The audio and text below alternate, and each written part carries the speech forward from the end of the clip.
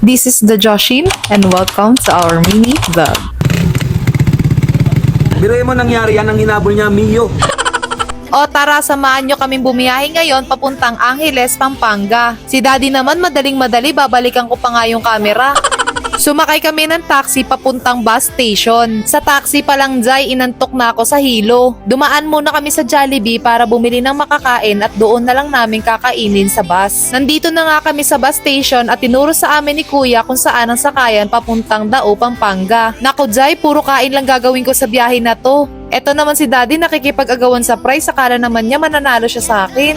O, diba? Wala siyang palag.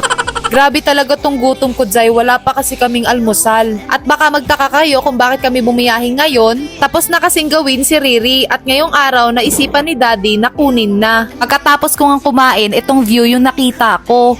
Jai, inantok talaga ako. Pagpasensyahan nyo na si Daddy, minsan talaga inaatake siya ng kaabnormalan.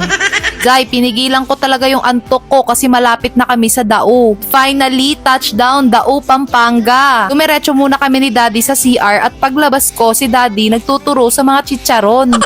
Nagpiplis siya sa akin, nabili daw siya kahit isang balot lang. Jai, sabi ko sa'yo, hindi ko talaga siya pinagbigyan. Tapos sumakay kami ng Grab papunta dito kay Mike Works. Oh my God, ayan, nakita ko na ulit si Riri. Ang nangyari kasi kay Riri, sumabog yung makina. Galing kami noon sa Mabalacat, Pampanga. Tapos pabiyahin na kami pa uwi, doon siya tumirik sa San Fernando, Pampanga. Kaya binalik ni Daddy sa gumagawa ng motor niya at almost 6 months na tenga si Riri. Pagkatapos niya nga punasan si Riri, test drive na kagad. O diba, hindi naman obvious na na-miss niya si Riri.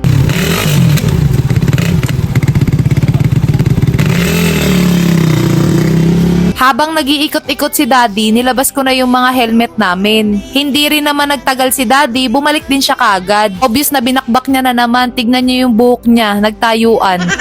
Eto yung dahilan kung bakit ako sinama ni Daddy, para may magdala ng mga pyesa niya na pagkabigat-bigat. Pero sisiw sa atin yan, kaya sabi ko kay Daddy, ang swerte mo kasi nakapangasawa ka ng Amazona. Charis, nilagay ko muna sa plastic, tapos nilagay ko sa bag, tapos pinasok ko pa sa isang bag. Bahala kayo, intindihin nyo na lang sinasabi ko.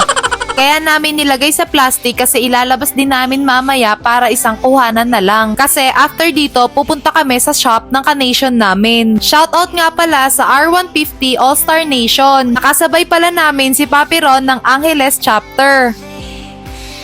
Nandito na nga kami sa shop ng Ka-Nation namin, uminom lang ako ng tubig tapos isa-isa ko nang nilabas yung mga pyesa na kailangan ni Daddy. Nakabusimangot talaga ako, Jai, kasi sobrang init. Tapos naalala ko pala, may chocolate akong baon. Ayan tuloy, ang lambot na. Tapos may nakita nga ako nagtitinda ng buko juice, nagpabili ako kay Daddy. Eto na, dumating na si Papi Herson.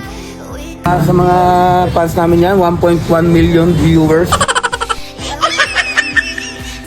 Hindi kasi gumagana yung headlight at busina ni Riri kaya ipapagawa ni Daddy kay Papi Herson yung wirings. Na out of place na naman ako sa kanila dahil usapang pyesa na sila. Sa mga nagtatanong kung nasa ang shop kami, dito lang yan sa Angeles, Pampanga. Ang bibigat ng ng relay niya, 80 ampere. Yung 1 ampere equivalent to 12 watts. Ayaw mo pa bang ubusin yung isang relay? Tatlo yan. Check. Ito yun, oh. Gigil ako sa'yo. Bakit ano nangyari? Pwede to, gawing toothpick. Ay, tangina mo. Toothpick ng dinosaur. Toothpick ng dinosaur ang mutan. Ito kasi yung sa sumobre yung compression ratio. Tapos, Ano nangyari? puputok yung gilid, nagkaroon ng ripaba, umuntog sa head. So, noong December, binalik namin sa stock 4. Ngayon, nabali yung valvula. Saan yung valvula nabali? Monthly basis yan, monthly basis. Bali, kumalang dyan. Yan. Ayun, o. Supat na supat, di ba? O. Pang, yan. Di na yung display yan. Tapos, nung January, binalik namin sa 68. Tapos, sumobra na naman yung taas ng compression, 13 pump. Nabasag na naman yung piston kasi mababa yung deck height eh. Yan, mababa yung deck height niya. So, basag siya. Ngayon, ang ginawa dyan, nilagyan uli ng palaman. Yun. Para may umangat. palaman. Nung nakaraan kasi walang palaman. So, Eto nga ako, walang magawa kaya mangungulit tayo. Son, ano masasabi mo? Ano yan, monthly basis. Bakbak pa. Biruin mo nangyari yan, ang hinabol niya, Mio. Yung pinakahuli, pinaka-uling set niya, yung malaki, 68 na. Ang inabol niya, yung electric bike. E-bike ang puto. E-bike na. Ang sama ng loob niya, siya tumigil. Yung e-bike tuloy-tuloy pa rin. Magkandamatay ka talaga, Jai, sa kakatawa sa kanila partida, hindi pa sila kumpleto niyan. O siya, may part 2. See you on our next vlog. Bye!